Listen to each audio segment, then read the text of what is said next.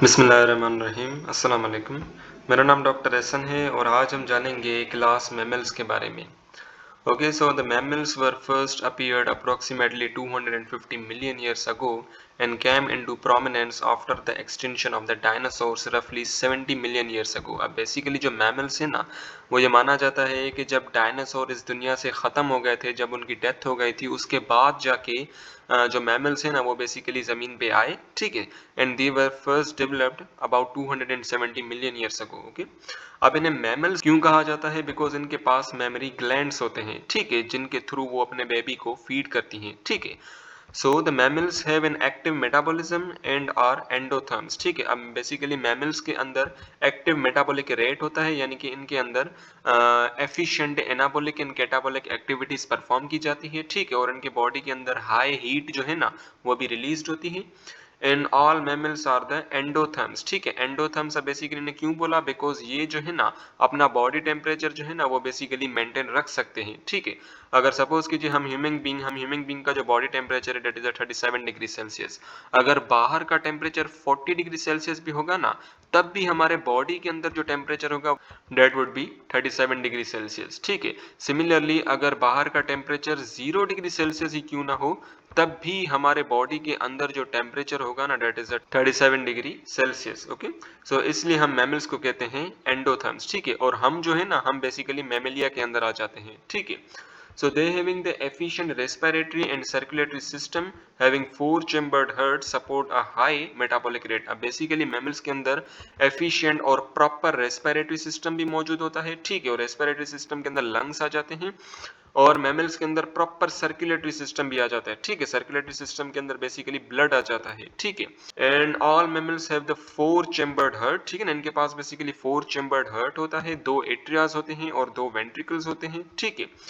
And the sheet of muscle called the diaphragm helps ventilate the lungs. अब basically diaphragm जो है ना, diaphragm एक बेसिकली मसल है और ये मसल क्या करता है कि हमारे थोरेक्स को हमारी एब्डोमेन से सेपरेट करता है, ठीक है। याद रखिए हमारे बॉडी के अंदर एक होती है थोरेसिक कैविटी और एक होती है एब्डोमिनल कैविटी, ठीक है। सो इसको मैं यहाँ पे बनाऊं, सपोज ये मैंने एक पेड बना दिया किसी ह्यूमन बीइंग का, ठीक है, ये ह्यूमन बीइंग है, ये इसकी टांगे हैं, ठीक है। अब ये जो ऊपर वाला पार्ट है ना, ये वाला पार्ट, इसे बेसिकली हम कहेंगे थोरेसिक कैविटी और ये जो नीचे वाला पार्ट है इसे बेसिकली हम कहेंगे एब्डोमिनल कैविटी। और यहाँ पे बेसिकली एक मसल होगा, इस मसल को हम कहेंगे डायाफ्राम, ठीक है। अभी डायाफ्राम क्या करता है? थोरेसिक कैविटी को एब्डोमिनल कैविटी से सेपरेट करता है, ठीक है। और ये डायाफ्राम जो है ना बेसिकली लंग्स को भी सपोर्ट प्रोवाइड करता है, बिकॉज डायाफ्राम के बगैर हम सही से सांस भी नहीं ले पाएंगे, ठीक है। अब वेंटिलेशन यहाँ पे लिखा हुआ है वेंटिलेटर, बेसिकली वेंटिलेशन एक ऐसा प्रोसेस होता है और इस प्रोसेस में बेसिकली हम सांस लेते हैं और सांस छोड़ते हैं, ठीक है। So the hairs and a layer of fat under the skin helps the body retain the metabolic heat. अब बेसिकली हमारी जो स्किन होती है ना, हमारे स्किन पे काफी सारे बाल होते हैं और काफी सारा फैट होता है, चर्बी होती है, ठीक है। अब यही फैट और बाल क्या करते हैं कि बेसिकली हमारे बॉडी के अंदर जो हीट प्रोड्यूस होती है ना, उस हीट को हमारे बॉडी से इन्वायरमेंट में जाने नहीं देते, ठीक है। वंस अगेन ये फैट एंड हेयर क्या करते हैं कि हमारे बॉडी के अंदर जो हीट प्रोड्यूस हो रही होती है ना bye the help of catabolism, क्योंकि जब भी चीजें टूटती हैं तो हीट रिलीज होती है, ठीक है। सो उस हीट को इन्वायरमेंट में जाने से प्रिवेंट करता है कौन? Fat and the hairs. Okay, with the exception of the egg-laying monotremes such as the platysma and mammalian embryo developed in the uterus। अब बेसिकली क्लास मेमिलिया के अंदर तीन ग्रुप्स आ जाते हैं। Number one is the Prototheria, number second is the Metatheria and number third is the Eutheria. अब basically जो Prototheria होता है ना, जिन्हें हम मोनोट्रीम्स भी कहते हैं, ठीक है, जिन्हें हम बेसिकली मोनोट्रीम्स भी कहते हैं, ये क्या होते हैं? These are the egg laying mammals, ठीक है। बस प्रोटोथीरिया क्या करते हैं कि ये बेसिकली अंडे देते हैं, ठीक है। बाकी जो मेटाथीरिया और यूथीरिया के अंदर जितने भी मेंबर्स आ जाते हैं ना, वो अंडे नहीं देते, वो डायरेक्टली अपना यंग वंस देते हैं। ओके, सो बेसिकली मोनोट्रीम्स के अंदर यानी कि इन प्रोटोथीरिया के अंदर दो एग्जांपल आ जाते हैं। Number one is the platypus and number second is the spiny anteater. Okay, so first talk about the सब क्लास प्रोटोथीरिया, ठीक है, इन्हें बेसिकली हम एग लैंग मैमल्स भी कहते हैं।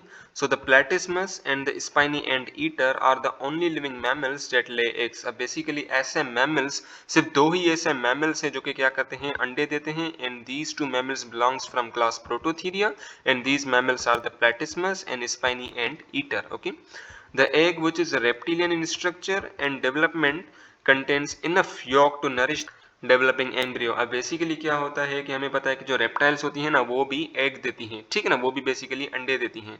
सो जो प्रोटोथीरिया के अंदर मेंबर्स होते हैं ना वो भी बेसिकली एग देते हैं जस्ट लाइक रेप्टिलियन, लेकिन उस एग के अंदर क्या होता है, एक बड़ा सा यॉक होता है, ठीक है। यॉक क्या है, यॉक बेसिकली एक स्ट्रक्चर है जो कि क्या करता है कि एम्ब्रियो को नरिशमेंट प्रोवाइड करता है, ठीक है। सो इसको मैं यहाँ पे बनाऊँ, suppose this is the egg, ये एग है, ठीक है, इन प्रोटोथीरिया का, और इसके अंदर ये एम्ब्रियो है, ठीक है, ये बेसिकली एम्ब्रियो आ गया, और ये जो मैं गोल गोल बना रहा हूँ दिस इज द यॉक, ठीक है, ये क्या है, ये बेसिकली यॉक है। अब बेसिकली यॉक क्या करेगा कि इस एम्ब्रियो को सपोर्ट प्रोवाइड करेगा, okay. So the monotremes have hair and produce the milk, ठीक है ना, जितने भी मोनोट्रीम्स है just like the platypus and spiny anteater, उनके पास बाल होते हैं and they also produce milk, ठीक है। So two of the most important features of the mammalia, ठीक है। अब बेसिकली जितने भी मेमेलियंस होते हैं ना उनके पास ये दो फीचर्स होते हैं, एक तो उनके पास बाल होते हैं, ठीक है, जैसे लाइक ह्यूमन बीइंग हमारे पास भी बाल होते हैं, and secondly mammalian produce milk. Similarly जो फीमेल मेमेलियंस होती हैं, ठीक है, जैसे लाइक वुमेन, वो बेसिकली क्या करती हैं कि मिल्क प्रोड्यूस करती हैं, ठीक है, उनका जो ब्रेस्ट होता है उन ब्रेस्ट के अंदर क्या होता है, मिल्क प्रोड्यूस होता है, okay. Then we have the सब क्लास मेटाथीरिया, ठीक है ना, इन्हें बेसिकली हम पाउच्ड मैमल्स भी कहते हैं। पाउच्ड क्यों बोला, बिकॉज इनका जो बेबी होता है ना वो बेसिकली इनके पाउच में रहता है, ठीक है। अब इसको मैं ऐसे समझाऊं, suppose this is the kangaroo, ठीक है ना, ये बेसिकली कैंगरू है, और इस कैंगरू का ये जो आप देख रहे हो ना दिस इज इट्स पाउच, ठीक है, जैसे हम मार्सुपियम भी कहते हैं, और इस पाउच के अंदर ये जो आप छोटा सा बेबी देख रहे हो ना this is the baby kangaroo, okay. और इस पाउच के अंदर क्या होते हैं, काफी सारे ऐसे निप्पल लाइक स्ट्रक्चर होते हैं जिन्हें हम कहते हैं मेमोरी ग्लैंड्स, ठीक है। और ये जो बेबी है ना, बेबी कैंगरू, ये क्या करता है कि उन निप्पल को सक करके मिल्क को एब्जॉर्ब करता है, okay.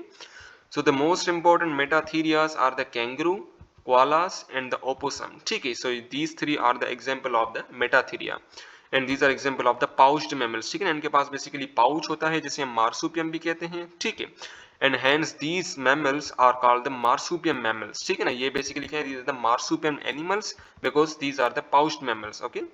is born very early in its development and completes its embryonic development while nursing। अब बेसिकली जब ये पैदा होते हैं ना, अगर मैं कैंगरू को ही ले लूं, जब बेबी कैंगरू पैदा होता है ना वो बेसिकली अंडर डेवलप्ड होता है, ठीक है, वो इतना डेवलप नहीं होता। अब इसको मैं इस वाले डायग्राम से समझाऊं, सो this is the baby kangaroo, ठीक है ना, जब ये पैदा होता है तो इतना डेवलप नहीं होता, जब पैदा हो जाता है उसके बाद ये बेसिकली मार्सुपियम यानी कि उस पाउच के अंदर चला जाता है और फिर निप्पल को सक करके मिल्क को एब्जॉर्ब करके फिर ये खुद को डेवलप करता है, okay.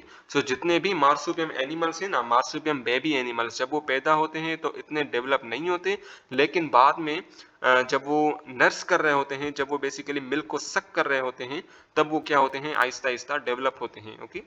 So in most species the nursing young are held within a material pouch called the marsupium, ठीक है। अब ये marsupium क्या है, marsupium बेसिकली एक पाउच है, ठीक है, और इस पाउच के अंदर क्या होता है, काफी सारे मेमोरी ग्लैंड्स होते हैं, और बेबी जो है ना वो क्या करता है कि उन मेमोरी ग्लैंड को सक करके मिल्क को एब्जॉर्ब करता है ताकि वो खुद को डेवलप कर सके, okay. So this is the koala bear, ठीक है ना, ये कोआला बियर है, and this is the opossum, okay. Then we have the सब क्लास यूथीरिया, ठीक है, यूथीरिया को हम प्लेसेंटल मैमल्स भी कहते हैं, और हम ह्यूमन बींग्स इस कैटेगरी के अंदर आ जाते हैं, ठीक है। So the eutherian mammals have a longer period of pregnancy. अगर मैं ह्यूमन बीइंग की बात करूं, सो जो मदर है ना, mother, so basically 9 month of pregnancy का पीरियड होता है, ठीक है। प्रेगनेंसी का कितना पीरियड होता है, 9 मंथ ऑफ प्रेगनेंसी। जब male human being female human being की बॉडी के अंदर जब स्पर्म्स छोड़ता है और जब जायगोट की फॉर्मेशन हो जाती है, ठीक है, और जब एम्ब्रियो इम्प्लांट भी हो जाता है ऑन द यूट्रस, उसके बाद क्या होता है कि 9 मंथ का पीरियड लगता है ऑफ द प्रेगनेंसी, ठीक है। अब इसको मैं ऐसे समझाऊं, सो बेसिकली जो फीमेल है, मैं ह्यूमन बीइंग का एग्जांपल ले रहा हूँ, सो जो फीमेल है ना उसके पास एक तो बड़ा सा स्ट्रक्चर होता है जिसे हम कहते हैं यूट्रस, ठीक है। सो ये जो मैंने बनाया है ना this is the uterus, okay. अब इस यूट्रस के अंदर यहाँ पे बेसिकली होता है एम्ब्रियो, ठीक है। सो ये जो मैंने बनाया है ना दिस इज द एम्ब्रियो, ठीक है, और यहाँ पे एक और स्ट्रक्चर होता है जिसे हम कहते हैं प्लेसेंटा, ठीक है, ये जो मैंने बनाया है ना दिस इज द प्लेसेंटा।